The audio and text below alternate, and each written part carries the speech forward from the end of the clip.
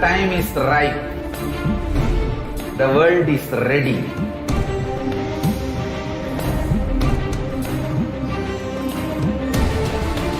You are going to experience literally Paramashiva.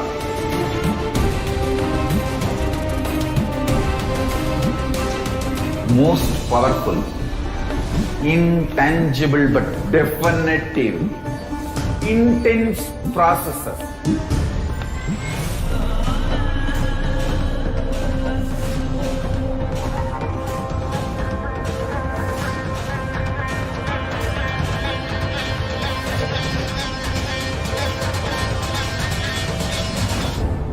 This is the most powerful spiritual nuclear explosion, the strong force of Kailasa landing on planet Earth directly. One thing I can be sure, you will not exist end of the program. I can guarantee that. Only Paramashiva will be there.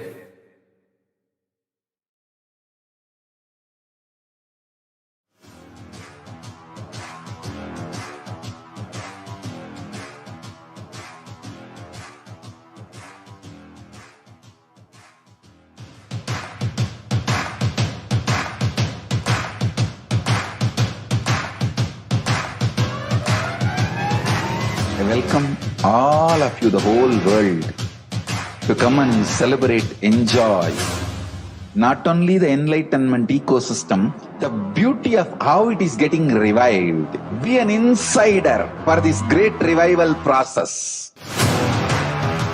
If you are an insider even for a startup company, you will understand not only the result of the company, even that being an insider is such a joy.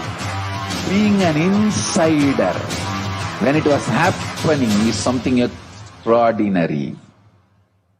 So, I welcome all of you to come and be part of an insider of this revival of Kailasa, the enlightenment ecosystem, sovereign order of Kailasa, Kailasa nation itself.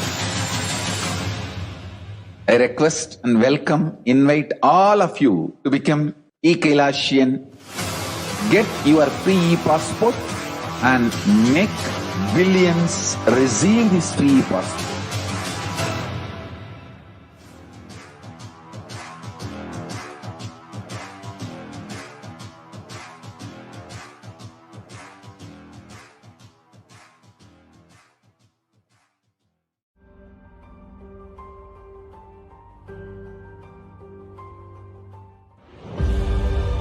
What I mean by the word Kailasa, listen intensely.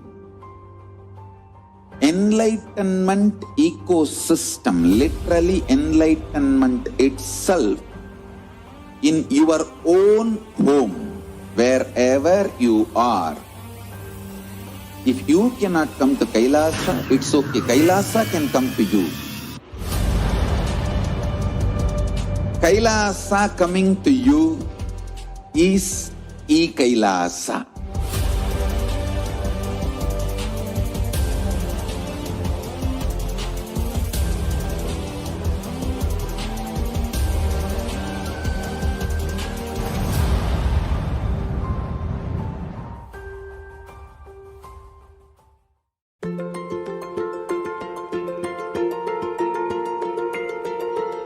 Kailasa is the totality of the knowledge I received from my gurus and practice manifested in my life, perfected by teaching millions of people from all cultures, time zones, backgrounds, genders, nationality, race, from every creed.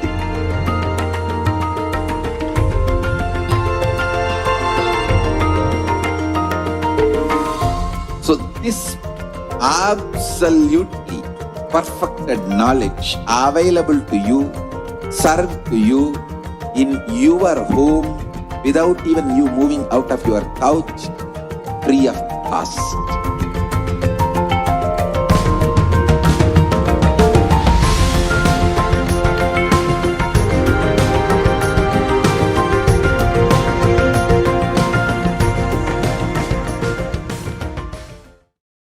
Modern science says that all that exists, whether manifest or unmanifest, is a probability.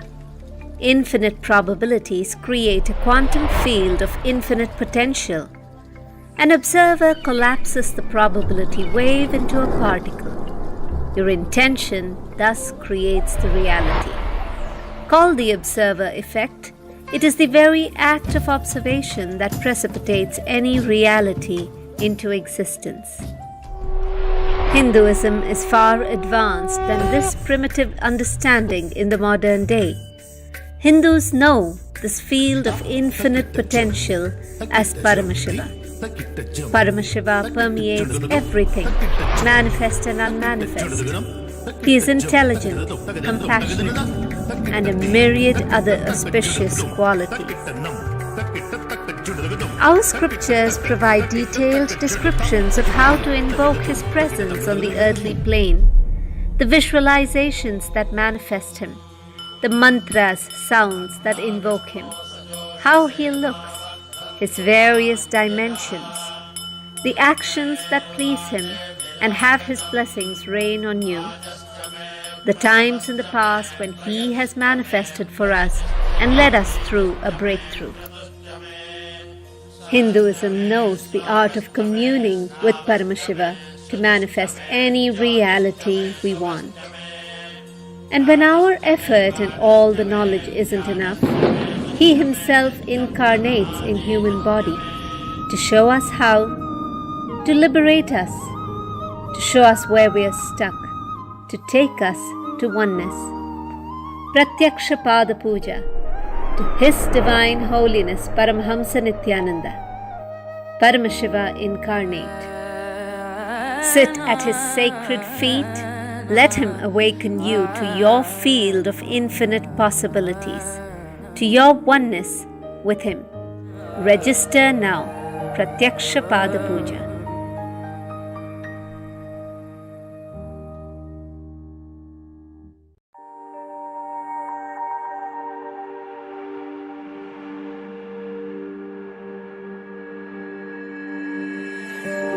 Kailasa is proper customized spiritual service helping you to identify your root patterns of suffering.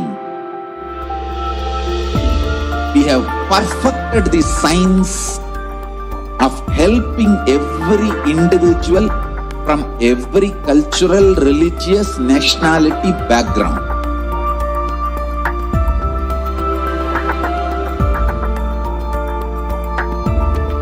You will have lowest reactionary assumptions, highest awakened response, alive response for life continuously.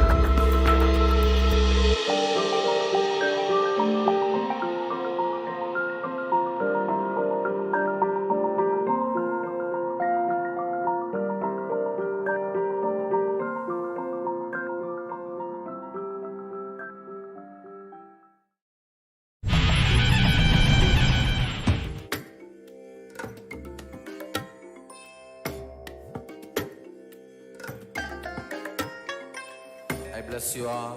Let you all open all your three eyes and manifest the powers of Mahasudashiva. Om Nithyananda Paramashivoham. Om Nithyananda Paramashivoham. Om Nithyananda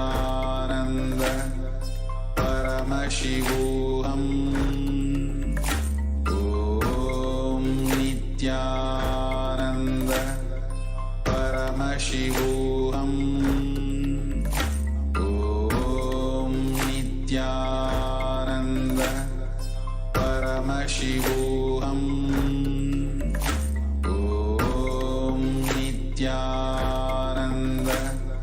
Paramashivoham. Om Nithyananda Paramashivoham.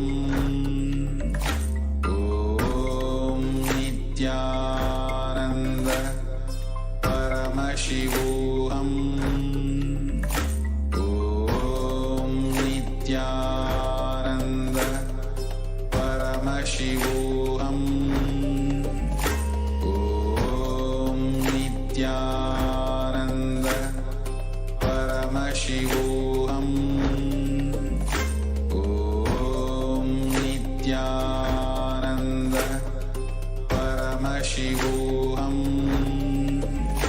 Om Nithyananda Paramashivoham. Om Nithyananda Paramashivoham. Om Nithyananda Paramashivoham.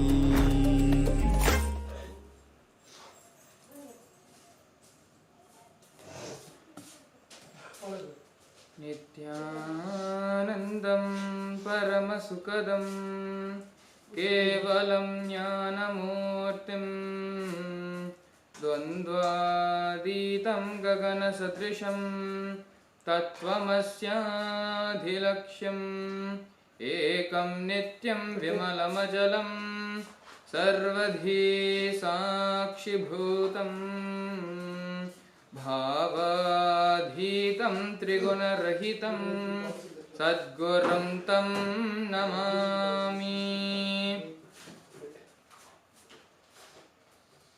Nithyanandam, we welcome each and every one of you joining with us, sitting with us, watching Nithyananda TV, Kailasa's official TV channel.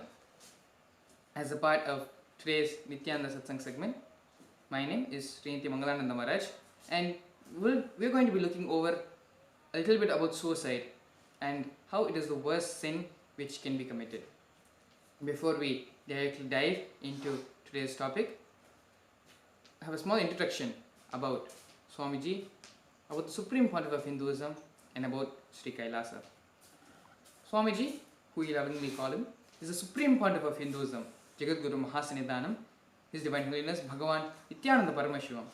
He is the reviver of Kailasa, the enlightened civilizational nation, the greatest and only Hindu nation. Adepts of the science of reincarnation in Hinduism recognized Swamiji as the avatara of Paramashiva at a very tender age. Revered and worshipped now as the living incarnation of superconsciousness by millions, Swamiji has manifested the best contributions of Hinduism to the world, including the science of power manifestation, yoga, and temple-based universities. Kailasa. The Kailasa nation is a macrocosmic, ancient, enlightened Hindu civilizational nation which does not put importance on its territory alone. Kailasa is revived by the present living incarnation of Paramashiva, the Supreme Pontiff of Hinduism, Jagadguru Mahasanidanam, His Divine Holiness Bhagavan Nithyananda Paramashivam. Vivekananda visualized it. Yogananda yearned for it. Aurobindo accelerated it. Osho worked for it, and Maharishi Mahesh Yogi mandated it. And it is because of their sincere efforts and their hard work for the last 200 years, and with all of their blessings, Swamiji has manifested Kailasa for us in this time. Kailasa's supreme aim is to serve the religious and spiritual needs of 2 billion Hindus worldwide, as well as the whole of humanity. Therefore, Kailasa is a consortium of multiple micronations, educational institutions, including Hindu universities and schools, the Gurukulas, de facto spiritual embassies, temples, temple monastery complexes, nunneries, food banks, the Annamandirs, animal shelters, the Goshalas, libraries, the Jnanalayas, organic farming, and more. Here we have the glimpses of Nithyananda Satsang from February 19th, 2021. I am introducing the science of conscious possibility. Unfortunately, the consumeristic society, the society which is interested in making human beings just as consumers, materialistic society, materialistic civilization, materialistic lifestyle, constantly teaches you luxury is life, multiple choices are freedom. What a poor, mediocre definition of freedom. In Sanskrit, the word for freedom is swatantra. It can never be translated. Tantra means technology. Swatantra means technology of the soul, the consciousness. Technology of the soul is freedom in Hindu tradition. That is only freedom in the greater science of life. The word swatantra can never be translated or defined as freedom. Choices can never be freedom. Choices are the fake ideas of freedom. Actually, You think you have multiple choices to receive, consume, and use. But if you dig deep, it is just a few families who own the whole media narrative of the world. Same way, money. Just a few families hold the whole narrative about money. I am not blaming, disrespecting anyone. I am just making you guys to understand consumerism is not the purpose of the human existence. Conscious possibility is the purpose of human existence. The whole civilization, again and again and again, is rededicated itself in the field of conscious possibilities. It puts all its energy, time, treasure, talent in this field. Hindu civilization has done extensive research in this field, invented, discovered, rediscovered, reinvented multiple dimensions of conscious possibility. Your very core DNA can be given a breakthrough to the next level if you infuse intense consciousness in your life, in your existence. Consciousness is the base material on which you experience your I-ness. Your I, your existence, what you perceive as you experience on the foundation of consciousness. Life is not just probabilities from the mind. All probabilities, be it good or bad, worst to best, all probabilities are mind-based, mental. People who live and end up with this mind-based probabilities live as mediocre, middle class, and die. People who experience conscious possibilities in their life give breakthroughs to themselves, who manifest these conscious possibilities and demonstrate it to others, give superconscious breakthrough to others also. Swamiji's Guru Arunagiri Yogeshwara has given 3 methodologies or sciences to revive this conscious possibility for humanity. Training evolving human beings in the science of enlightenment, Jivan Mukti, through the Varnashrama Dharma. It can be done through the Chaturashrama, Brahmacharya, Grahastha, Vanaprastha, Sannyasa, and the Chaturvarna, Brahmana, Vaishya, Kshatriya, and Shudra. The Varnashrama Dharma, centric revival, is what the sovereign order of Kailasa is based on. In this methodology, lots of conscious possibilities can be revived and taught to the human beings. This is one dimension of reviving this conscious possibilities science into the world. Running a Gurukul where Yoga Prashta Jivas can enter and start manifesting powers. We also have the glimpses of February 19th. In the Meenakshi Sundareshwar temple in Madurai, on the 18th February 2021, the flag was hoisted to mark the commencement of the Masi Tiruvira, one of its flagship festivals. In this 48-day festival, the citizens harvest bountiful produce in their lands and come and offer it to Devi Meenakshi and Lord Sundareshwara. Yesterday morning, Mahaganapati, Subramanya, Chokanadhar Swami with Priyavarai and Chandikeshwara graced us all through Kailasa and Madurai with the auspicious blessings of the Supreme Pontiff of Hinduism. Today is the 7th day of the Rajeshri Brahmotsam. Devi Rajeshri graced us all in the form of Saraswati. Yesterday was also Paramashivoham season 22, day 9. And also, if you were there, last night Swamiji, Supreme Pontiff of Hinduism, has graced all of us through the Mahakala Bhava Samadhi Darshan. Now, entering into today's topic for the Nithyananda Satsang, how the world is suffering from suicide. Close to 800,000 people die due to suicide every year. For every suicide, there are many more people who attempt suicide every year. A prior suicide attempt is the single most important risk factor for suicide in general population. Suicide is the 3rd leading cause of death in the age groups from 15 to 19. 79% of global suicides occur in low or middle income countries. Suicide is the 10th leading cause of death in the US for all ages. Every day, approximately 123 Americans die by suicide.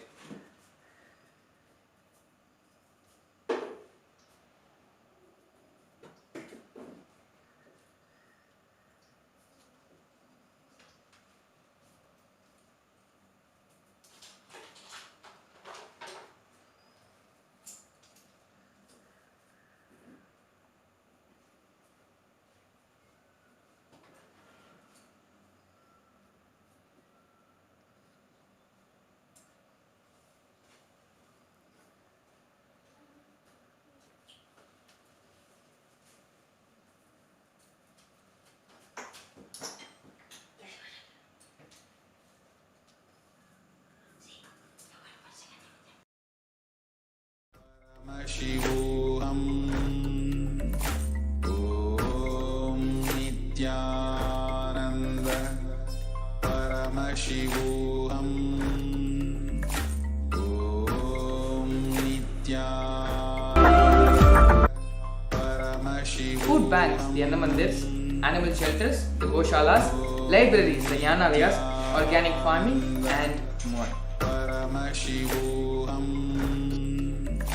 Om Nithyananda Paramashivoham. Om Nithyananda Paramashivoham.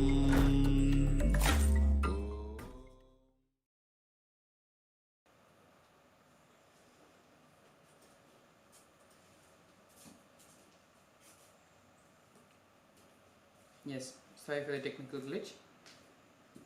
Suicide is the 10th leading cause of death in the US for all ages. Every day, approximately 123 Americans die by suicide. There is one death by suicide in the US every 12 minutes. Depression affects 20 to 25% of Americans ages 18 plus in a given year.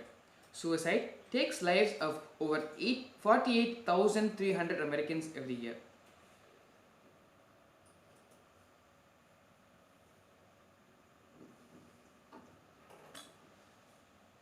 Only half of all Americans experience an episode of major depression receive treatment. 80 to 90% of people that seek treatment for depression are treated either using therapy or medication. An estimated 250,000 people each year become suicide survivors. There is one suicide for every estimated 25 suicide attempts. There is one suicide for every estimated 4 suicide attempts among the elderly. In 2015, there were 1,104,825 attempted suicides in the United States alone.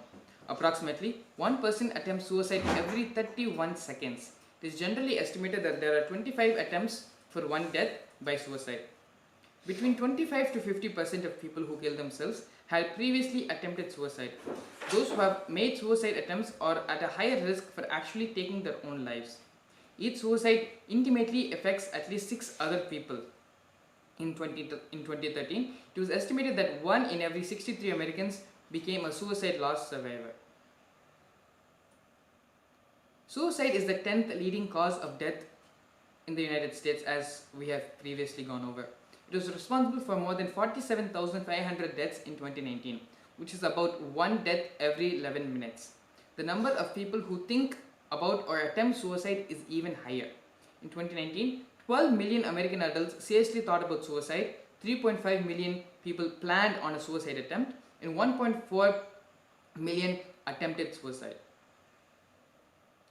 Here we have statistics on the different methods and means of how suicide has happened, especially amongst males. So you can see that 55.9% of suicides have happened due to firearms, 8.3% by poisoning, 28.3% by suffocation, and the rest all miscellaneous through other injuries, through cutting themselves or falling off a cliff. And here we have statistics by age group from the years 1990 to 2017, the number of people who have attempted suicide and the different age groups, the highest being from the age groups 15 to 49 years old. Second leading cause of death between the age groups 10 to 24. 1 in 5 adolescents think about suicide every single day. 1 in 5 adolescents have a mental illness which leads to suicide. At any given time, 25% of adolescents are depressed. In India, female suicide deaths are 61.9%, whereas males are 43.0%. So in India, female to male suicide ratio, or female being much more than it is for males. Shastra Pramana, which we pretty much go over every day, but is a very important and significant Shastra Pramana. The syllable Gu means darkness, and the syllable Ru, he who dispels them. Because of the power to dispel darkness, thus the Guru is named. This is from the Adhyatraka Upanishad, verse 16. More and more people are ending their lives every minute for various reasons through suicide, and Kailasa is the only way to heal them. How can Kailasa heal you from depressive states of the mind? One of the initiatives is the Paramashiva Dutas. We modern day human beings spend minimum 5 to 10 hours in social media per day. Anyone who is interested in using that time to enrich the world about Paramashiva's mission, Kailasa, Hinduism, the Vedagamic traditions, or revived by the Supreme Pontiff of Hinduism, you are welcome. You will receive direct guidance and training from the Supreme Pontiff of Hinduism himself. It started with one disciple uploading the Supreme Pontiff of Hinduism's videos in YouTube in 2006. Now it has become such a powerful enlightenment ecosystem in the digital world. Each one of you, wherever you are, can create this powerful enlightenment ecosystem digitally and run it casually without stress or difficulties. This is the best thing you can do to yourself and to the world and to Kailasa. We have the link given below, events.kailasa.org/e-ambassador. So why is the Paramashiva Duta an important aspect? How can the Paramashiva Duta volunteering program help you to move away from suicide and become more and more complete with yourself fundamentally? We'll look into that during the further segments. Another initiative which can help you to come out of the suicidal tendencies, or if you have a near and dear one who you know is suffering from the suicidal tendencies, you can always bring them to the Paramashivam program. And the Paramashivam program is something which we speak about again and again in our presentation, because it is the ultimate program, especially in a time like this where we are suffering with the pandemic, and for so many other reasons we are unable to get out of our houses, unable to socialize, unable to come together and commute. Paramashivam program is something which Kailasa is bringing to your doorstep, where Swamiji comes to your house. Swamiji comes to you through a Zoom call, through a two-way video conferencing, giving you the experience of completion, the experience of Advaita oneness, giving you a taste of Hinduism to your couch. So it is a very, very beautiful program, and it is one of the most popular programs which we have, which Kailasa's Nithyananda Hindu University is offering, and it is pretty much an orientation program. Anyone who wants to learn about Hinduism, anyone who wants to get to know about why Hinduism and why some of the things we do in Hinduism, the whys, the whats and hows of Hinduism, the Paramashivam program is the key answer for that. And before I continue and go on, I have a few devotees who are joining us, who have come here today to be part of this panel discussion, to be a part of today's segment. Along with myself, we also have Mulliyaya joining us from Chennai, India. We have Renoshan and HDH Nithyananda, both of them joining us from Canada. Thank you all so much for coming today and being a part of today's segment. Yes, thank you so much, Aya. Aya, why don't you go ahead and introduce yourself? Mulliyaya, you can start off, and then you can follow it with Sriniti Ashitoshananda and Renoshan. And after the introductions, we will go ahead and we can enter into today's segment. Please go ahead, Aya. Please go ahead and introduce yourself. Thank you, Maharaj. This is Murali from Chennai, India. Actually, I entered the Sangha through an inner awakening program. This inner awakening actually is a 21-day meditation program which Swamiji used to conduct back to back in those days, in 2013 to be very precise. Actually, I had prided about myself being the very utterly no nonsense, no sensation, pure logic person. And yet something was not happening, and I felt that I was being somewhat back now. When I think back about that self now, I thought I was very directionless, because many things were not happening, especially my career was not happening properly. I was not able to settle properly. And this inner awakening was a life changer, not because it gave me clarity about a lot of things. It helped me understand many things in a new way, because my cognitions deepened, broadened, changed. And when I started looking at things in that new way, I realized where exactly I was lacking. And it was an experiential program to know that the human logic is actually too shallow or narrow a context from which we can judge people or any situation in life. It's a very profound program. And I should thank Swami. I can't thank Swamiji enough for this. And if I'm able to speak now in a public forum like this, that also is can be rooted to there, because I never knew that I could even address people in such a forum like this. So thank you, Swamiji, for this opportunity and this clarity. And thank you, Maharaj. Now, let me answer the questions that happened during the sadhas and share many miracles or clicks that had happened during the course of sadhas. Thank you for my time.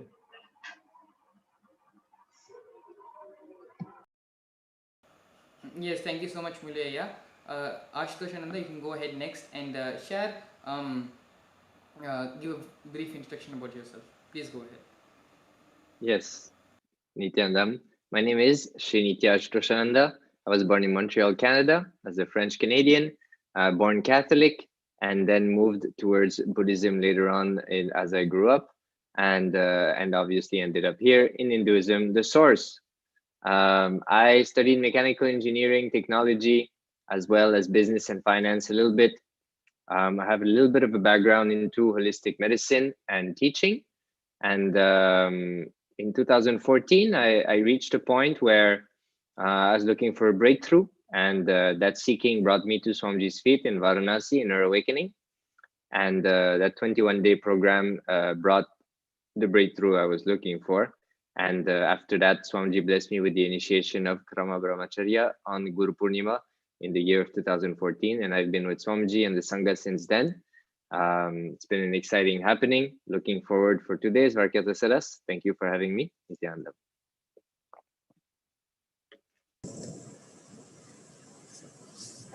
Nithyananda. My name is Rainoshan and I'm from Toronto, Canada. And I got to know Swamiji around 2013. It was especially around the space where, also like Ashutosha, I was born Catholic, but then there was a strong discontentment with life. And so I started to also look in, what is the source? What is the source? What is actually real? And one thing led to another. And I ultimately found that Hinduism is the very root of what's real. And from there, the whole ocean just exploded.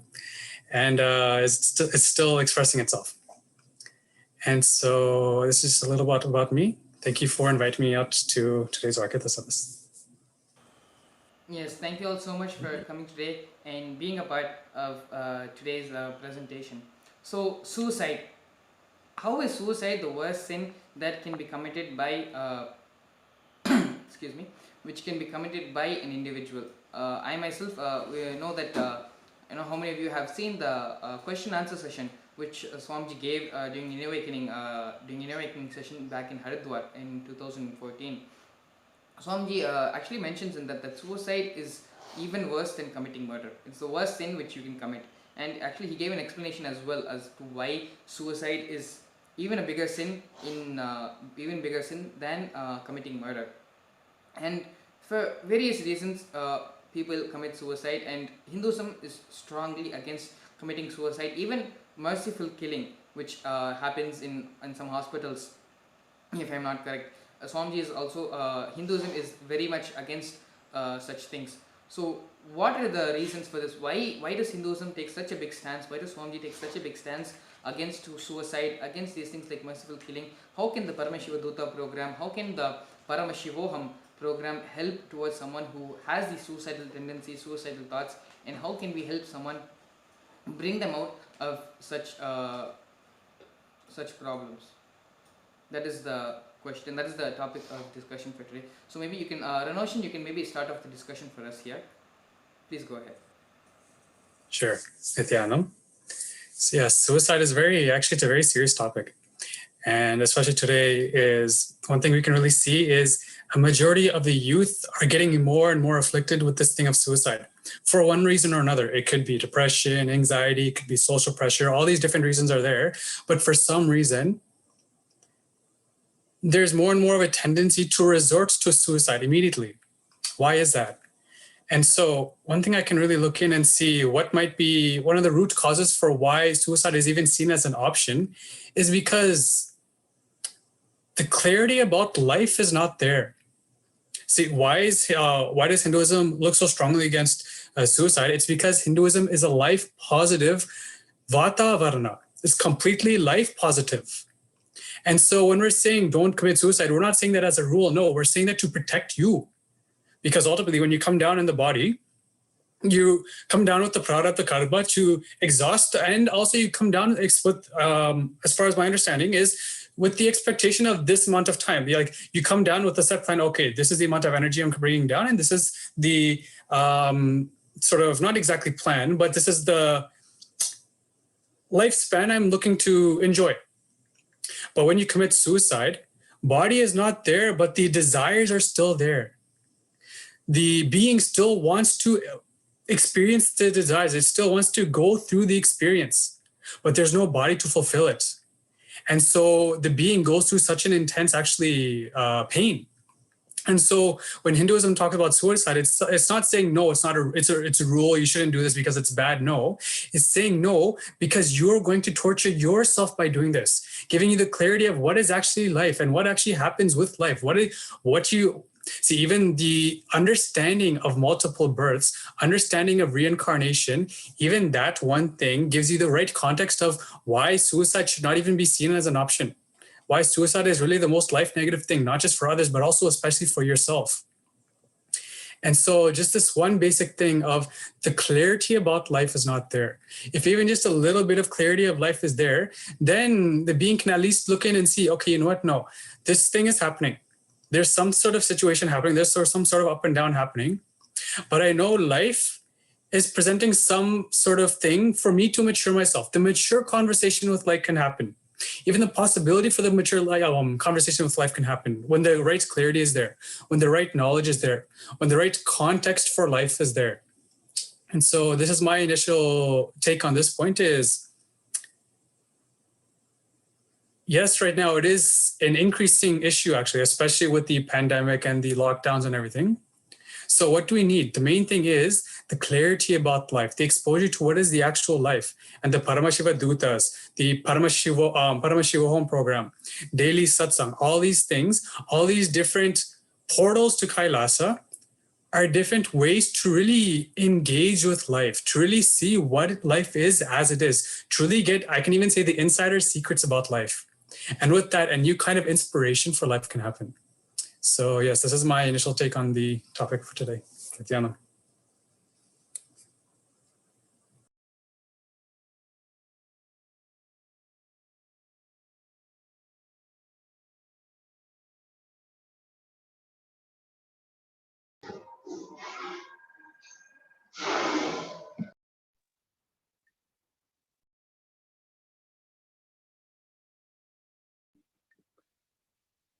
Nithyanandam.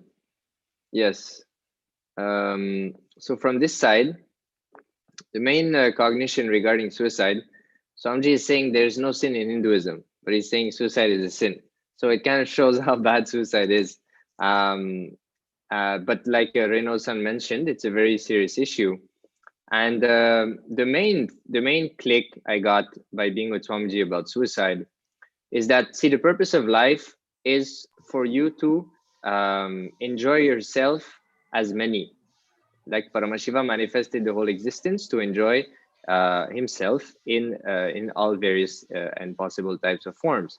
So it's about being blissful and relating in a blissful manner to everything which exists, which makes you ultimately a life positive being. So, but for that to happen, you need to be in integrity with yourself. You need to be integrated to the space of Paramashivoham, which is you, actually, which is the real you, the Paramashivoham space. But the problem with suicide is that suicide, it destroys your integrity in the most intense way. And this is the click I got and my initial take. It's that you decided to take the body. It is your own decision to take the body, to land in a certain family, in a certain atmosphere at a certain time, for you to manifest a certain kind of life, for you to exhaust whatever you decided you want to enjoy or experience. So when you are not aware that you are responsible for the reality that you're experiencing and you commit suicide, it's like you saying it destroys your integrity. It's like you against you. And when you are against you, there's no way you can experience the Paramashivoham, you can remember the Paramashivoham space. And then that lack of integrity gets intensified because, I mean, I personally don't see any other way how you can be. It's like the most non-integrated decision, committing suicide. So it strengthens the pattern of non-integrity. And then in the next life, you'll have to it won't go away. Your biomemory will be impacted and will keep that memory as something. So in the next life that you take, and many lives, you will have to break it. But the problem is that it's so strong that it's going to be such a big blind spot for that being. So in that way, suicide should never be encouraged. The right information should be shared. And being part of Kailasa and being with Swamiji is very important, because Swamiji and Kailasa is an environment, is an ecosystem, a Vatavarana, which always feeds you with powerful cognitions, which is very important for you to remember the space of Paramashivoham. So in that way, being part of the various openings, activities which happen within Kailasa and that Swamiji is making available to all of us, is directly going to help any being in order to restore his integrity with his true self, the space of Paramashivoham, and pull you out of suicidal thoughts. So that's my initial take on this topic.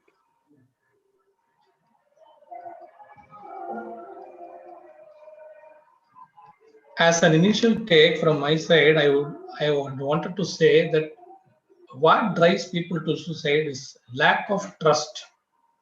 Lack of trust on anybody, on anything that happens, is what is the one driving people to suicide. When something is unpleasant, when something is not so likable, you don't feel that anybody is worth sharing this with and pouring out your feelings to. And that is why, and you think suicide will end it all. And also you feel that whatever is unpleasant is here to stay. That is why you are even thinking of ending your life, because you feel when you end your life, that unpleasantness also will end. That suffering will no more be there. That is what I was about to say. And thank you, Renoshan, for actually deepening that cognition for me. He's saying that there is lack of understanding of what life is itself. Yes, I'll take that point from him today. You don't understand what is life. You look at life in a very limited way. You look at what existence is, what life is meant for in a limited way. And that is why you are even thinking that this suffering is the ultimate and you will never get out of it. If you had known that the suffering is just a passing cloud, this is not here to stay, and the suffering itself is only a cognition, and the real Paramashiva nature in us is waiting to manifest. You only have to cognize it in that micro level aware way. Then the way we look at life, the way we understand what is happening around us will be totally different. So thanks to Swamiji for actually intensifying that space, Kailasa ambience, for all humans to see what it is to live Paramashiva. I will elaborate in another instance. Thank you, Maharaj.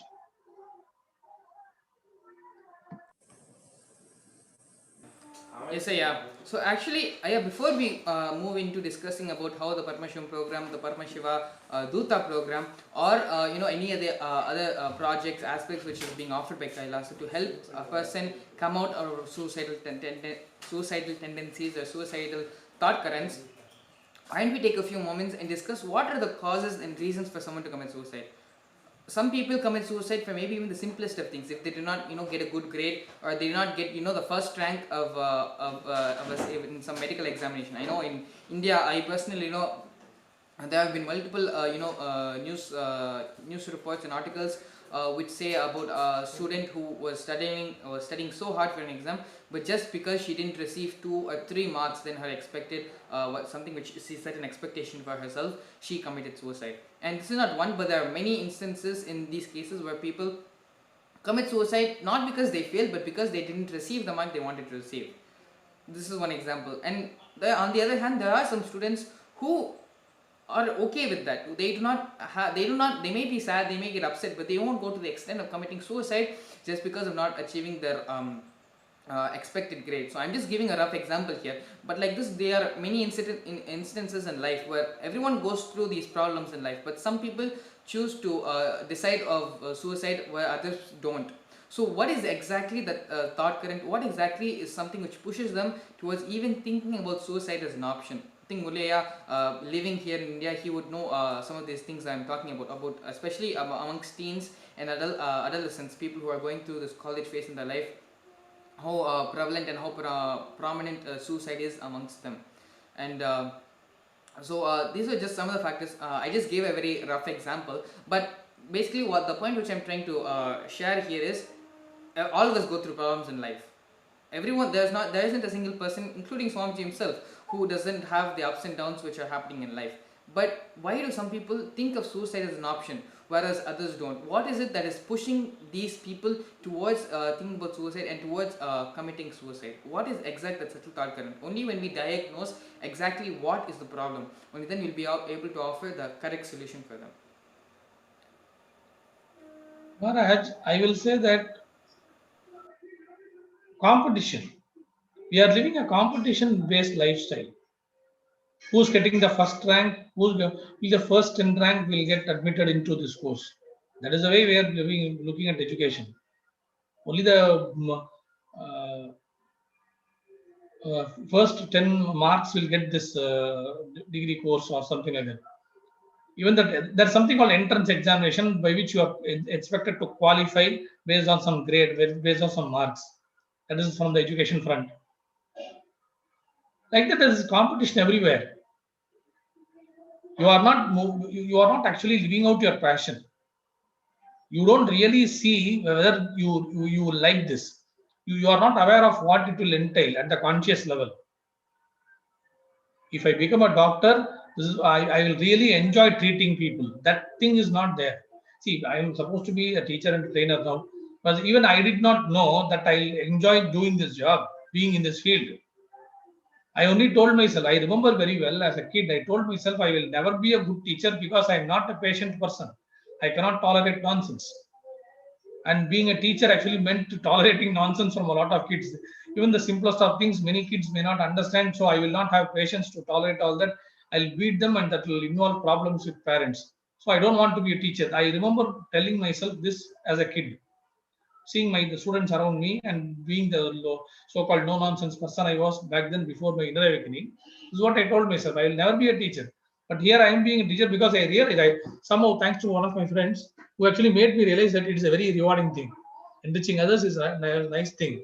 And then I found it as a way of realizing. I mean, this realization had dawned in me, was forced into me. And this inner awakening thing, I think, sealed that cognition. Yes, I'll be a good person in this way. I mean, it's much more pleasant than I ever imagined it will be. So why are people driven to suicide? Because they are not able to tolerate even the smallest defeat. See, this is one thing, and we are competition based. One more thing I will say is we are living in a virtual world. See, the kids today are very interested in playing a lot of cell phone games, computer games, where a small, slightest mistake will actually it will make them lose a life. They are not losing anything in life, but in the game they are losing a chance to do something, and they are so fierce in just wanting to defeat the person physically, and they don't. The whole setup is not making the being, the conscious, realize that this is not his real life. It's only a virtual thing. And when they are thinking only like that repeatedly, and they look at real life also in that way, they tend to understand everything in real life also. They have only one chance. They have only this one chance. They have only this one career choice. Everything is only one. Everything is only limited. And they lose that's all. They are not able to think beyond that. Their cognition is so limited, and within that circle they are not able to think any beyond that. They don't think in that expansive way, in the liberated way. Swamiji very clearly says choice is not freedom. Full conscious selection is freedom. So that if you live in that virtual world, you will never recognize, because you will think only within that context, within that set of possibilities. And that I think you will lose if you keep playing virtual games and never interact with people outside. So I think this is one more reason. Either in the outside world you are looking at you are cognizing only competition. From other front, you are restricted by way of restricting your way of looking at life based on how you look at the virtual way of leading your life. What is the virtual games? So the whole thing is putting you down and actually shrinking your existence to a small shell. So shrinking your possibilities that you can ever imagine about yourself to a very small shell. So I think these are the things that are leading to very life negative decisions, all very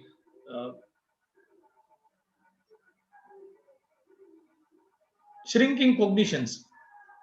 Whereas Swamiji talks about life being life positive, this Paramashivoham program being in the Kailasa ambience, all these things mean that we are totally liberated. See, and what it is to actually think outside this even has to be experienced. If one is always in the virtual world or always in the competitive world and does not know Swamiji, I think I will say that they are missing life itself. It is too small. It is too small a world to live in that cognition. Is what we can see. I will say, and it has to be experienced. The whole lot of possibilities that are open in front of you has to be experienced to know what it is, to understand what it is, and to give a liberated life. I think this cognition, my inner awakening gave me. I think I told this in one of my previous Sadha sessions also. During the program, I suddenly felt my youth getting replenished. I felt a lot younger. I don't know why. Suddenly, I used to feel that I've become younger. There's a whole world out there which has still left unexplored. And the way Swamiji talks about how he attended school, how he bunked school sometimes, and how he talks about went to his spiritual gurus, I used to feel like looking at the way I was conditioned to go to school, I was thinking, even if you did not go to school one day, it was made a my my mom made a big fuss about. Okay, what did you miss? What in what subject? What happened? Did you copy all the notes? Did you do all the homework? Are you up to date? Are you with the teacher? Next day, will you when you go to the teacher, will you be on the same page as the rest of your classmates? So much they will ask. So much he'll be worried about missing school even on one day. But Swamiji talks about missing school just like that, because he was looking at he was looking at purpose of life itself, not just schooling. For me, schooling was everything. That's the way I was conditioned and I was brought up. Schooling was everything. And when I did not score enough marks, then I used to be scolded and all that. But how is the whole idea preparing you for life? Where is that preparation for life? That was not there.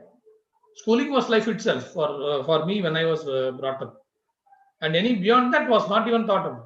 Now I think, like, why was my talent not recognized in anything else? Why was my passion in anything else recognized? Not recognized.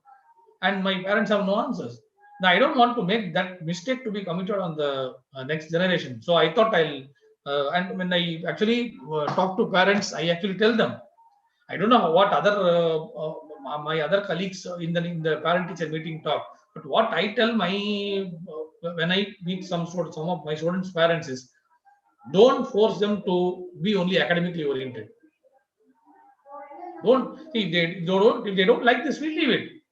And some parents, not everybody, some every very small handful of parents appreciate my perspective and they like me personally for saying this, because and it is they who resonate with these values. But the rest of them, they may even look at me differently. They will say, okay, come on, is he a teacher? Is he representing this institute? Is he representing this education system? Why is he saying that my child should not become a doctor or engineer or whatever it is? Why is he saying something different? That's what many parents seem to look at me like, because I feel that this is the little bit I can do to change the system, because I'm a part of the system, so I can't change the whole setup, but at least I can do at a personal level, tell the parents that don't force your kid to let him just be, let him choose his passion.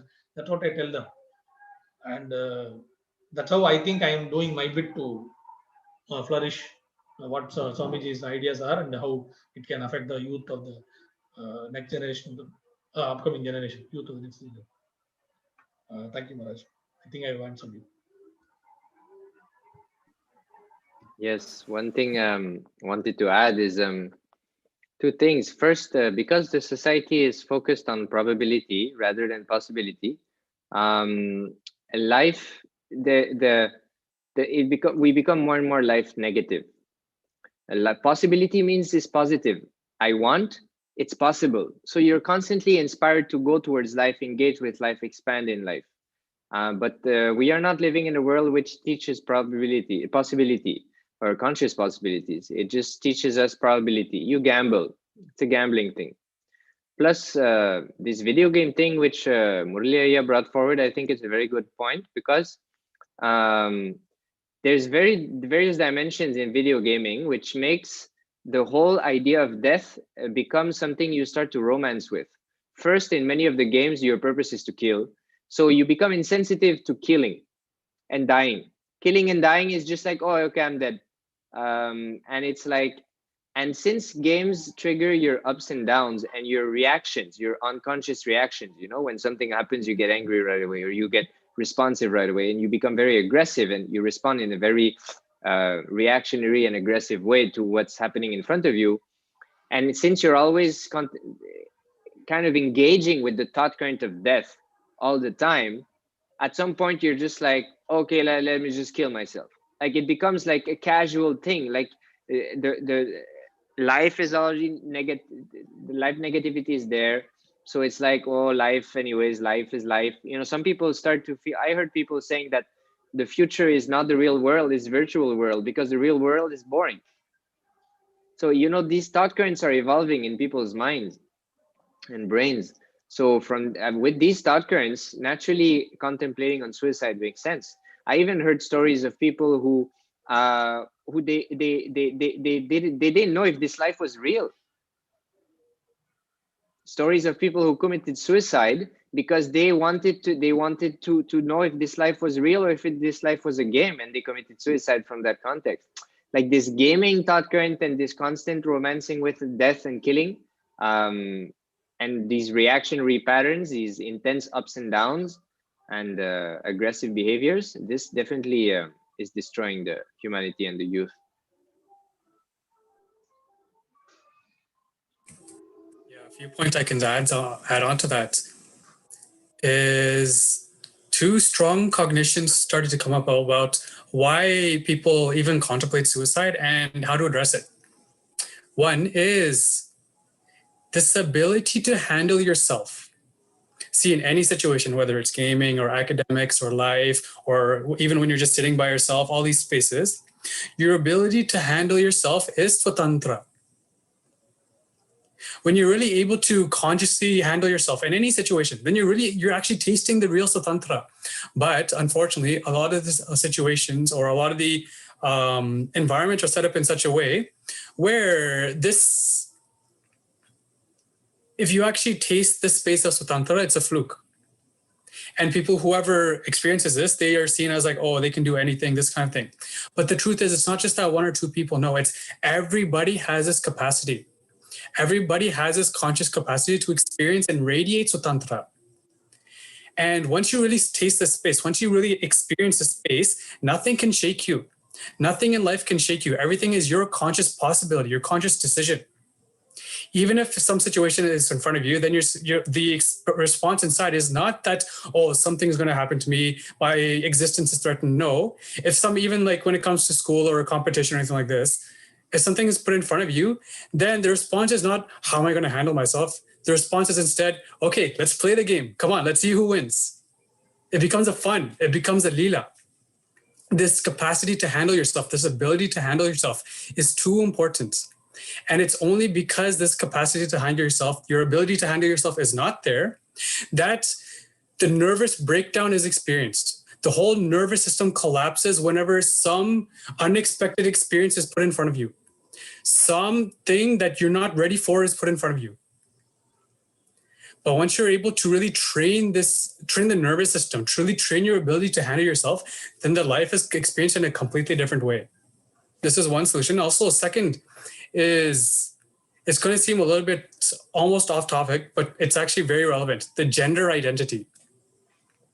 And why I'm saying this thing of gender identity is because this gender, when you really experience what is your gender identity, who you are, you become grounded in your body.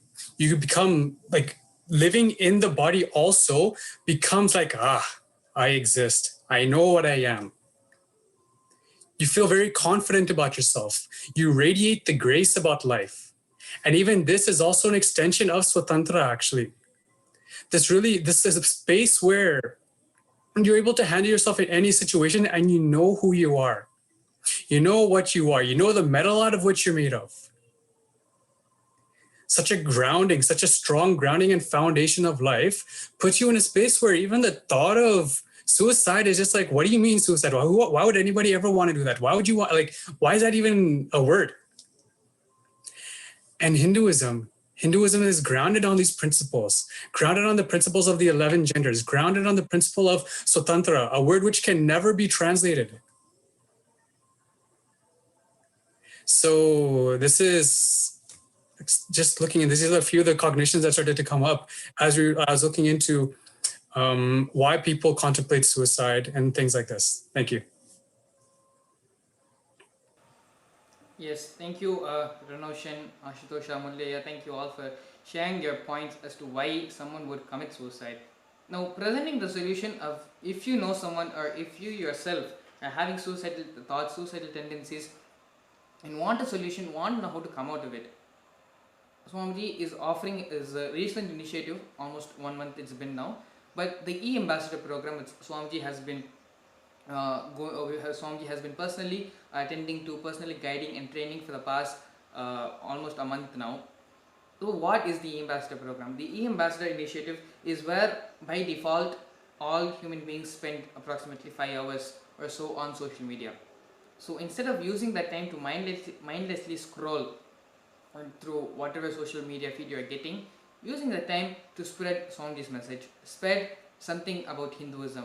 It can just be a few things, just as you're scrolling, few couple of shares, couple of likes, but that's it. Going through, having your social media filled with life positive cognitions, powerful cognitions, which will keep you in a high space throughout the day. That is the purpose of the Paramashiva Duta initiative, where not only is it training you to be an e-ambassador of Kailasa, it is also having you in a beautiful space throughout the day. Where the times do we go to social media? When we have a few minutes gap, during our lunch breaks, or a few minutes gap here and there, we just open Facebook, we just open Instagram, and we just scroll, trying to see what's going on in the world, trying to see what's going on with our near and dear ones. So using that time and sharing a few Swamiji messages, this is my personal experience actually. I think a couple of years back, I had the opportunity to be in the Vision and Archives department, and at the time I was editing some of Swamiji's old videos, which he gave back in 2005 and 2006. So during that time, I had the opportunity to, not only was I editing, but I also personally imbibed a lot of what Swamiji had spoken, because you listen more, my personal experience, you listen more to a satsang when you're editing it rather than when you're just sitting and attending it as an audience. So because of that, when you are sharing, when you are editing, when you are creating content for your social media posts, for your social media platforms, as part of the e-ambassador, being an e-ambassador, being a Paramashiva Duta, naturally those cognitions will start going inside of you. Those cognitions will start having impact over you. And this is literally one of the best ways to help you to come out of your suicide tendencies. See, why was someone go to the extent of ending their own life when they know how much of pain, how much of suffering will be involved when they are in that process? Continuously by telling themselves again and again and again that you want to end your life, life is horrible, having these life negative thoughts and cognitions again and again and again being reiterated into your system, naturally committing suicide will just look like another option as picking up a book or going to the mall, and suicide will come to that level of cognition for you. And so the only way to combat this is by having life positive cognitions, life positive thought currents throughout not only your inner space but your Vatavarna as well. Even your digital Vatavarna. Your phone is a digital Vatavarna. The digital assets, the ecosystem where you live online, that is your digital Vatavarna, and that affects a major part of your life as well. So converting a digital Vatavarana to be a complete life positive ecosystem, to be a ecosystem which gives you powerful cognitions, which keeps you in the life positive space. That is the whole purpose of the Paramashiva Duta program. And as always, the Paramashivam program is also there, which if you feel that you need a one-on-one help, if you need someone to sit with you and help you to get over these root patterns, get over these cognitions and these problems, the Paramashivam program is available. For more information about the Paramashivam program, you can visit paramashivoham.nithyananda.org. For information regarding the Kailasa e-ambassador initiative, you can visit the URL events.kailasa.org/e-ambassadors. Let's now watch a small video about the Paramashivam program.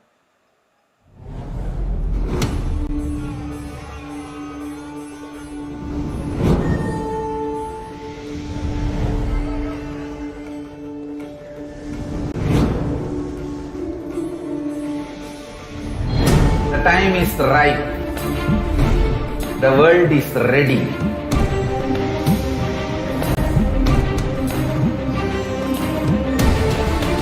You are going to experience literally Paramashiva.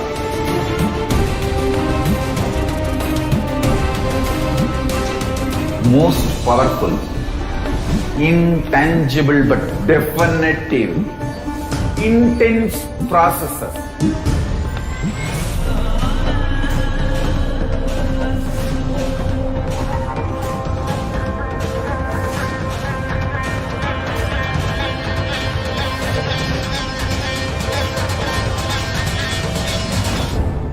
This is the most powerful spiritual nuclear explosion, the strong force of Kailasa landing on planet Earth directly.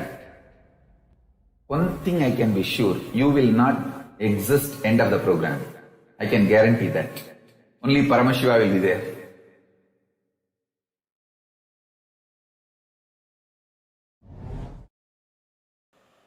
Yes, we're back. So we've come to the end of today's segment for the Nithyananda Satsang. It's now time to prepare ourselves to welcome, enter into the Upanishad and receive Swamiji for the Nithyananda Satsang. Thank you all so much, Mulyaya, Ranoshan and Srinitya Ashtoshananda. Thank you all so much for coming today and being a part of this segment. Thank you, Ayya. Honored Maharaj. Yes, with this, it's now time to prepare ourselves to receive Swamiji. Please sit straight with your head, neck and spine in a straight line.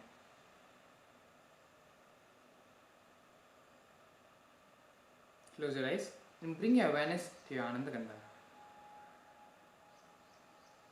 Visualize Paramashiva sitting there. Visualize Swamiji sitting there in your Ananda Gandha as Paramashiva with the 25 heads and 50 hands. Now, start chanting the Mahavakya mantra, Om Nithyananda Paramashivoham, and allow the mantra to reverberate throughout your entire body.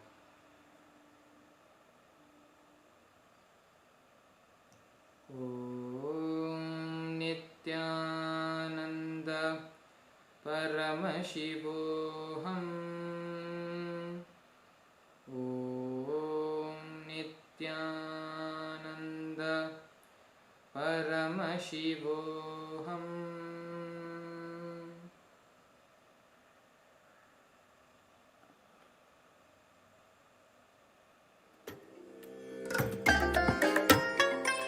I bless you all. Let you all open all your three eyes and manifest the powers of Mahasadashiva. Om Nithyananda Paramashivoham. Om Nithyananda Paramashivoham. Om Nithyananda Paramashivoham. Om Nithyananda Paramashivoham. Om Nithyananda Paramashivoham. Om Nithyananda Paramashivoham. Om Nithyananda Paramashivoham. Om Nithyananda Paramashivoham. Om Nithyananda Paramashivoham. Om Nithyananda Paramashivoham. Om Nithyananda Paramashivoham. Om Nithyananda Paramashivoham. Om Nithyananda Paramashivoham. Paramashiva Ganas, Mantreshwara, Vidyeshwara, Ganeshwara, Lokeshwara, Astreshwaras. I welcome all of you with my love and blessings.